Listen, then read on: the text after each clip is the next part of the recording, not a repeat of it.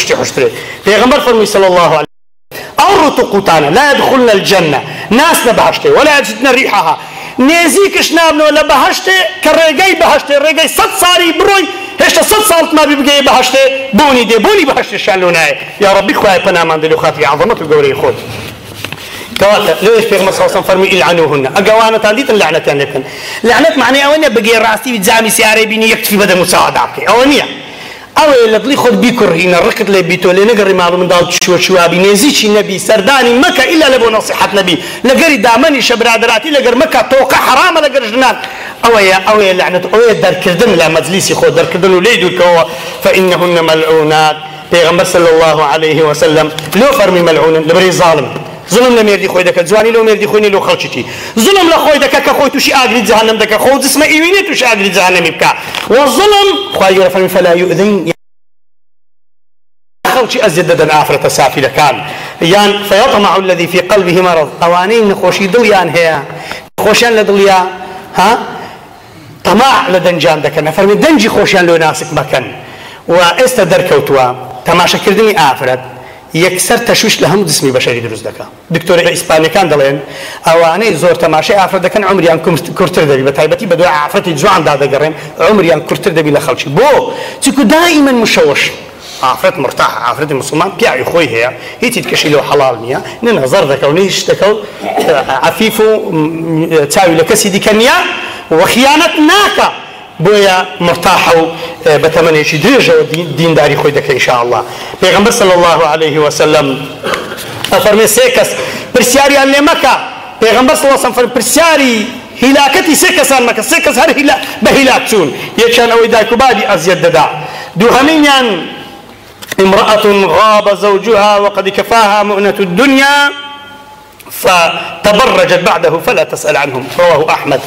إيدها مينيان پیغمبر صلى الله عليه وسلم طبعا يسمى فرمي وجنا أو بياني خوب جنا بشبهين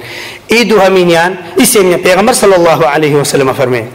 أو جني بياوكي دتي سفر دلي خو حافظ روشتم ثم سفري أو ماليتو أو باريتو أو أرزاق أو شت نيدري لباشي من رحمة إخواني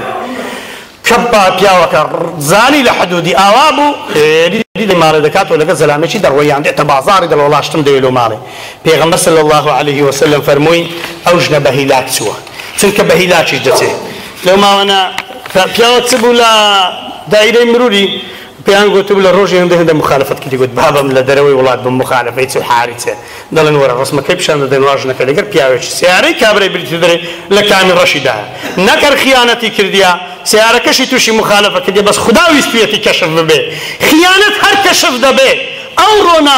سبەی نا دووس بەی بەلا ئیلاهە ئیلا الله خیانەتی ژن و پیاو کەشف دەبێ ئەگەر لە یەک لەحظەش بێ مەگەر ئەو خوای جەل جەلالەهو چەند حکمەتێکی تێدا بین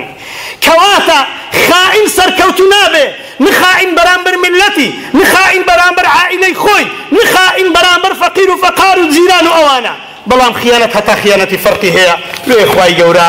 هەندێک خیانەتان مەجال دەداتێ بزان هەتا چەند ڕێ دەڕۆ ئەو کابرایە ژنێک تەلەفۆنم لێ دەکات بەڵام من فێر خیانەت بوو ئەتۆ فێر خیانەت پیاوت وەڵا پیاوم پێشمەرگێ يعني تو بياوت كروي خيانة دك عليه والله بو ولا آخر تازة خوشم ده أي بياي خود خوش ناي بري والله يشوف خوش ده بابا جام دو خوشيستين هذه برو خود طلاق ده برو ميت دو كسيب خوش ده أوي غابر دوش زوتو بيشي ليبكا أوي قوما بس خواد زاني تسلي دكاتي لسر عود دنياي تسلي ده والله ناتوان موازنة يبينم ناشتوان موازنة يدكش بينم والعياذ بالله برو شو درو أوا نهايتكي تدبي زان تدبي نهايتكي أو إنسانة فتنيك تشي دعاء لك مدر خواي يورب زاني فتنيك تشي دعاء لك يا ربي خواي لفتنة دور مامك بخاتي عظمة قوري خود لخيانة دور مامك يا رب العالمين كواتا برزان وخوش ويستانم هندك دارين سبب سفور شزاني تياشن لو سبب سفور يكم لخوانا ترسان حساب لو خوايناك لو أفرتم برسي لبياي كبياود لمالي بخيانة دك قلتنا قلتم بزانا هذه بياود دروغوتي أوزا قلتم بزانا بقت بياي خوت لخواي ناترسي والعياذ بالله بياي توش حسنة لتساو خواي جورا أو أفرتاني سافرا زلشي كسكو تنكو بيسرو بريان لبركديا قسم بخواي حسابي ميرستانك لبو خواناكن والعياذ بالله الله أكبر أخوا عظيم وقوري حسابي هيتلونكي خواب فرمي زلكك لبركة دار بوشي بتي خوت روتو قد بكيتوا زلشي خوت بدار ريخي آخر دەرەجە لە خوا نەترسان، آخر دەرەجە